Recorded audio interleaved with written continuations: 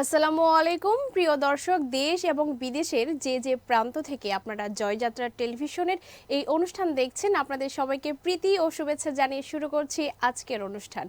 আপনারা দেখছেন জয়যাত্রা টেলিভিশনের নিয়মিত আয়োজন দেশ সংযোগ।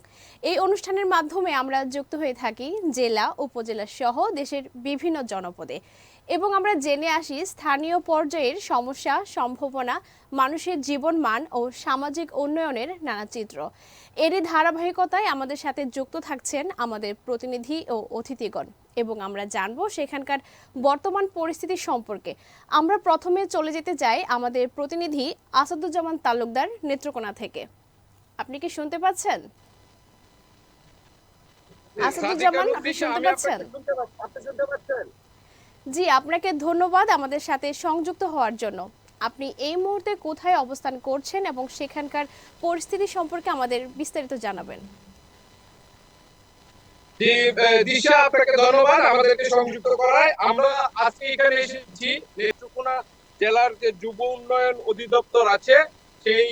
সেই অফিসে এসেছি এবং আজকে যে বিষয়টি নিয়ে কথা বলবো সেটা হচ্ছে যে নেত্রকোনা জেলার যে যুব উন্নয়ন অধিদপ্তরের যে উপপরিচালক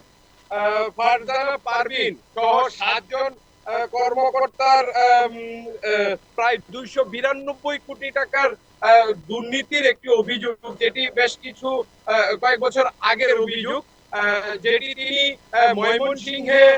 যুব উন্নয়ন অধিদপ্তরের ডিডি হিসেবে দায়িত্ব পালন করার সময় যে অভিযোগটি হয়েছিল সেই বিষয়টি নিয়ে কথা বলবো। যে ঘটনাটি বলছি সেটি হচ্ছে এই যে যুব উন্নয়ন অধিদপ্তর, সেই যুব উন্নয়ন অধিদপ্তরের তত্ত্বাবধানে ন্যাশনাল সার্ভিস কর্মসূচি প্রকল্প নামে একটি প্রকল্প ছিল, যেটি তারা বলছেন যে বর্তমানে সেই প্রকল্পটি নেই, এক সময় ছিল। সেই প্রকল্পে এখানে বলা হচ্ছে, অভিযোগে বলা হচ্ছে 292 কোটি টাকা দুর্নীতির একটি কথা বলা হয়েছে এবং এই যে এইখানে একটি মামলাও হয়েছে। খায়রুল আলম রফিক নামে এক ব্যক্তি একটি মামলা করেছেন এবং সেই মামলাটির বিস্তারিত যদি আমরা বলি, সেখানে অভিযোগে বলা হচ্ছে যে প্রশিক্ষণ না করে ভুয়া জাতীয় পরিচয়পত্র ও জন্ম সনদ তৈরি করে ময়মনসিংহের 10 উপজেলায় হরিলুট করা হয়েছে, যেটি সেই যে অভিযোগে বলা হয়েছে, খায়রুল আলম রফিকের অভিযোগে বলা হয়েছে 10 উপজেলা হরিলুট করা হয়েছে এবং তিনি বলছেন তিনি ময়মনসিংহ জেলা ও দায়রা জজ আদালতে একটি মামলা করেছেন এই বিষয়ে। পরবর্তীতে বিজ্ঞ আদালত সেটি দুর্নীতি দমন কমিশনে পাঠিয়েছেন তদন্তের জন্য, কিন্তু এখনো পর্যন্ত বেশ কয়েক বছর চলে গেল আসলে বিষয়টির কোনো সুরাহা হয়নি কিংবা সেই যে অভিযোগটি তিনি বলছেন সেটির কোনো ফলাফল কিন্তু পাওয়া যায়নি। যেটি বলা হচ্ছে, আমরা কিন্তু কিছুক্ষণ আগে এখানে যুব ভবন যে আছে নেত্রকোনার যুব ভবনের দায়িত্বে যিনি আছেন এই যে যুব উন্নয়ন অধিদপ্তরের উপপরিচালক ফারজানা পারভিন, তার সাথে আমরা কথা বলেছি। আমরা এই বিষয়টি তার কাছে জানতে চেয়েছিলাম যে তিনি এই বিষয়ে বক্তব্য দিবেন কিনা, কিন্তু তিনি যেটি জানিয়েছেন তিনি তার ঊর্ধ্বতন কর্তৃপক্ষকে না জানিয়ে তিনি আসলে মিডিয়ার সামনে এই বিষয়ে কোনো কথা বলবেন না। এবং যেটি আমরা যদি বলি, এখানে অভিযোগটি হয়েছে মূলত ময়মনসিংহে তিনি যখন যুব উন্নয়ন অধিদপ্তরের দায়িত্বে ছিলেন কয়েক বছর আগে, সেখানকার উপপরিচালকের দায়িত্বে ছিলেন, তখন ন্যাশনাল সার্ভিস কর্মসূচির আওতায় সেই যে 292 কোটি টাকার দুর্নীতির কথা বলা হচ্ছে, সেখানে আরো বলা হয়েছে যে 7 জন দুর্নীতি বা কর্মকর্তা তারা কিন্তু সেই দুর্নীতির সাথে জড়িত এবং বেশ কয়েকজন স্থানীয় বাসিন্দা সেখানকার তারা সেই দুর্নীতির সাথে জড়িত ছিলেন বলে অভিযোগ করেছেন খায়রুল আলম রফিক। এবং কিছুক্ষণ আগে কিন্তু খায়রুল আলম রফিকের সাথে আমরা কথা বলছিলাম, তিনি যেমনটি বলছিলেন যে এত বছর পরেও তিনি অভিযোগ করার পরে সেই বিষয়টি দীর্ঘ সূত্রিতার মাধ্যমে এখনো পর্যন্ত কিন্তু বিষয়টির কোনো সুরাহা পাওয়া যায়নি। এবং তিনি যেটি বলছেন যে দুর্নীতি দমন কমিশন বিষয়টি নিয়ে কতটুকু তদন্ত করলেন, কিংবা তিনি আমাকে কিছুক্ষণ আগে জানিয়েছেন যে হাইকোর্টে তিনি একটি রিটের জন্য আবেদন করেছেন, যেটির মাধ্যমে আসলে সেই যে দুদকের দুর্নীতি দমন কমিশনের যারা দায়িত্ব পেয়েছেন, তদন্তকারী কর্মকর্তা আছেন, তাদেরকে তিনি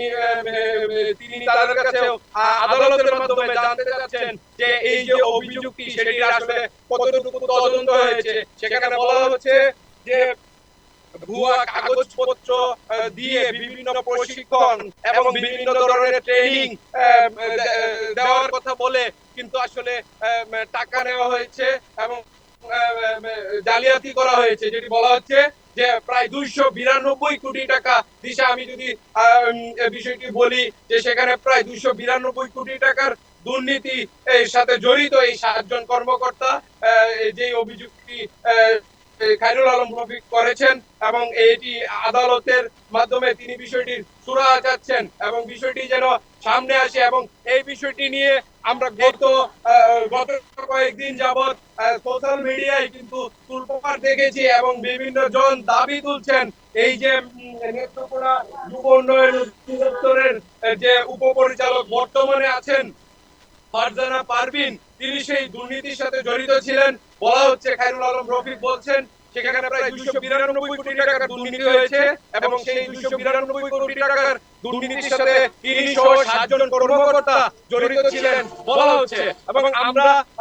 ফারজানা পারভিনের সাথে কিছুক্ষণ আগে কথা বলেছি এবং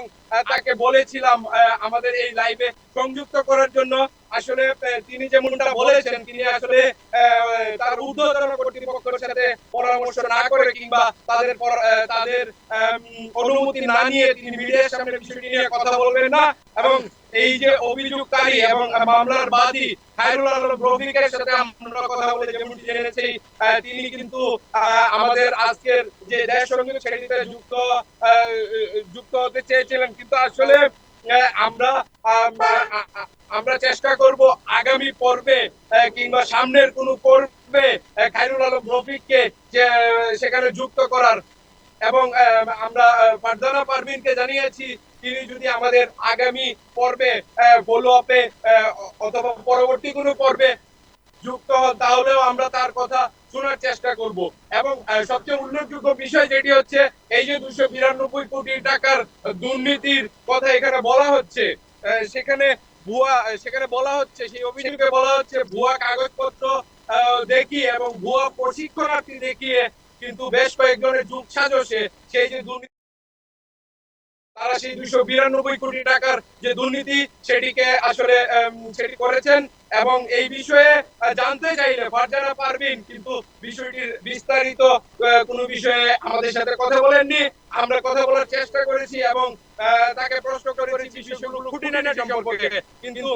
তিনি আসলে বিষয়গুলো খুঁটিনাটি সম্পর্কে আমাদেরকে কোনো ধরনের বক্তব্য দেননি। এবং তিনি তাকে বলার পরেও তিনি বলেছেন যে তিনি তার ঊর্ধ্বতন কর্তৃপক্ষকে জানাবেন এবং সেখান থেকে অ্যাপ্রুভাল পেলে তিনি আসলে মিডিয়ার সামনে কথা বলবেন। এবং এই বিষয়টি নিয়ে গত কয়েক বছরে বাংলাদেশের অনেক গণমাধ্যমেই কিন্তু সংবাদ প্রকাশিত হয়েছে এবং বিষয়টি নিয়ে বেশ কিছু মিডিয়ায় প্রকাশিত হয়েছে, কিন্তু পরবর্তীতে দেখা গেছে এই যে বিষয়টি যেমনটি খায়রুল আলম রফিকের পক্ষ থেকে বলা হচ্ছে এবং এই বিষয়ে সামাজিক যোগাযোগ মাধ্যমে এসেছে, এই যে 292 কোটি টাকার দুর্নীতি সাথে জড়িত এই যে 7 জন কর্মকর্তা, তাদের পক্ষ থেকে খায়রুল আলম রফিক যেটি তার সামাজিক যোগাযোগ মাধ্যমে তার পোস্টের মাধ্যমে যে প্রতিক্রিয়া ব্যক্ত করেছেন, তার মাধ্যমে তিনি জানিয়েছেন যে তিনি আশঙ্কা করছেন যে দুদক থেকে কেন বিষয়টির এখনো পর্যন্ত কোনো সুরাহা হয়নি কিংবা দুদকের প্রতিবেদন এই বিষয়ে এখনো পর্যন্ত জমা পড়েনি কিংবা এই বিষয়ে কোনো অগ্রগতি হয়নি। এবং এখানে তিনি যেটি বলছিলেন যে স্পেসিফিক ভাবে আসলে ভুয়া কাগজপত্র তৈরি করে এই যে প্রশিক্ষণের ব্যবস্থা করা হয়েছিল সেখানে, এবং এইখানকার এই খায়রুল আলম রফিকের ফেসবুক স্ট্যাটাস এবং তার গণমাধ্যমে সাক্ষাৎকারের পরিপ্রেক্ষিতে কিন্তু নেত্রকোনার অনেকেই বলছেন আসলে এই যে ফারজানা পারভীন নেত্রকোনায় আছেন, নেত্রকোনায় তিনি কোনো প্রশিক্ষণার্থীকে কি ভুয়া ভাবে দেখিয়ে তিনি কোনো দুর্নীতি করছেন কিনা, কিংবা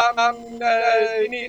এই যে প্রশিক্ষণ এবং প্রশিক্ষণ বাবদ বিভিন্ন ব্যয়ের খরচ দেখিয়ে তিনি নেত্রকোনাতে কোনো ধরনের স্ক্যাম করছেন কিনা সেটি কিন্তু আশঙ্কা করছেন খায়রুল আলম রফিক, এবং বলছেন যে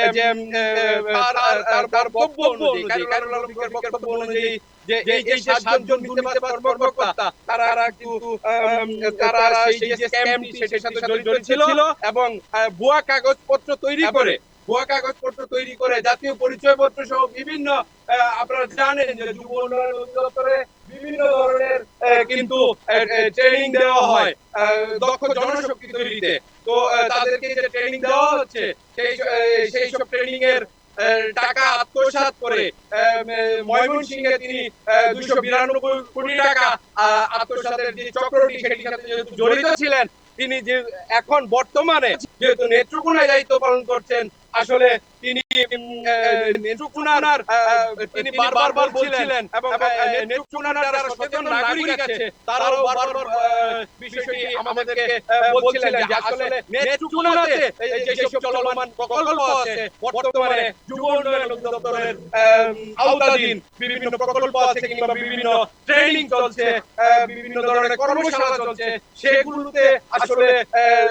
দুর্নীতি আছে কিনা সেই বিষয়টিও খতিয়ে দেখার দাবি কিন্তু তুলছেন, এবং সোশ্যাল মিডিয়াতেও কিন্তু বিষয়টি নিয়ে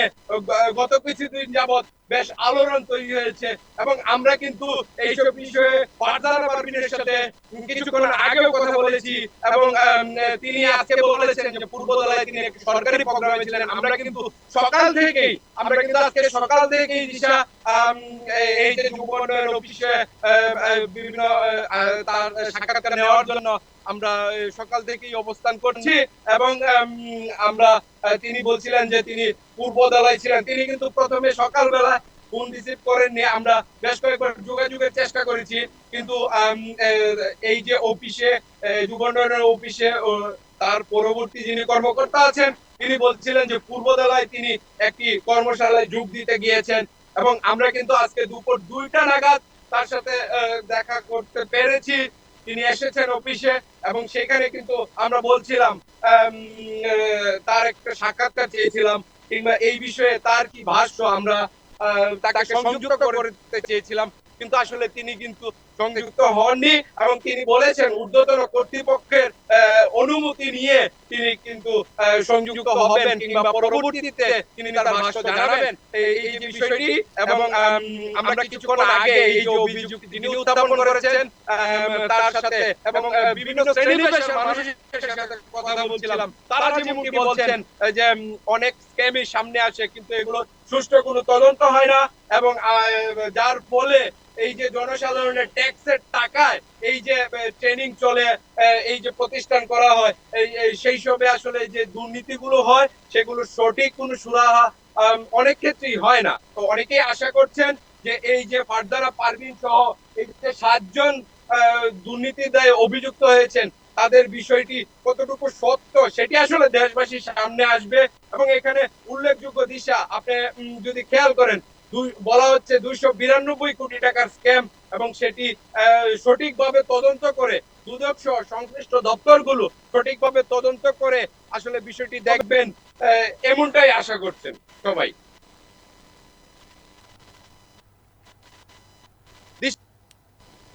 জি, আপনাকে ধন্যবাদ।